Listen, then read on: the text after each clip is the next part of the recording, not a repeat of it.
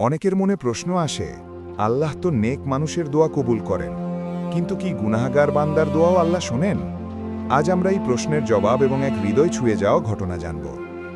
একজন দরবেশ ছিলেন, আল্লাহর খুব প্রিয় অলিদের একজন।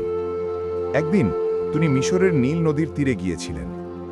হঠাৎ তার নজরে পড়ল এক বড় বিচ্ছু দ্রুত গতিতে নদীর দিকে যাচ্ছে।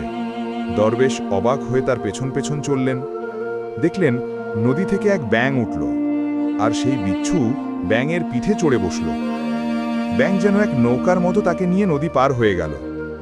দরবেশ ভাবলেন, নিশ্চয়ই এটি আল্লাহর রহস্যময় কোনো নিদর্শন। তিনিও নিজে নদী পার হয়ে গেলেন। ওপারে গিয়ে দেখলেন এক যুবক মদ্যপ অবস্থায় অচেতন হয়ে পড়ে আছে, আর তার মাথার কাছে এক বিশাল সাপ ফণা তুলে বসে আছে, প্রায় কামড়ে দিতে যাচ্ছিল। হঠাৎ সেই বিচ্ছুই এসে সাপের উপর ঝাঁপিয়ে পড়ল, তাকে দংশন করল এবং সাপটি মরে গেল। দরবেশ বুঝলেন সাপটি ওই যুবকের প্রাণ নিতে এসেছিল, কিন্তু আল্লাহ তার রক্ষা করার জন্য সেই বিচ্ছুকে পাঠিয়েছিলেন। তিনি মনে মনে ভাবলেন, এ নিশ্চয়ই আল্লাহর কোনো প্রিয় বান্দা। কিন্তু কাছে গিয়ে দেখলেন যুবকের মুখ থেকে মদের গন্ধ আসছে। দরবেশের মনে সন্দেহ জাগল।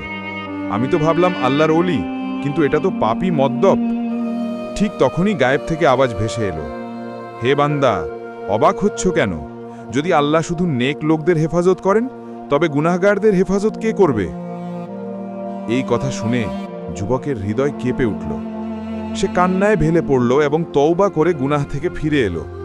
সময় গড়াতে গড়াতে সেই মদ্যপ যুবকই পরবর্তীতে আল্লাহর প্রিয় বান্দাদের একজন হয়ে গেল। আল্লাহু আকবার! আল্লাহ কত দয়ালু, যিনি গুনাহগারদের প্রতিও নিজের রহমত বর্ষণ করেন। বন্ধুরা, যদি গল্পটি ভালো লেগে থাকে তাহলে ভিডিওটি লাইক করুন, চ্যানেলটি সাবস্ক্রাইব করুন এবং কমেন্টে লিখে জানান আল্লাহর রহমতের এই কাহিনী আপনার হৃদয় ছুঁয়েছে কিনা।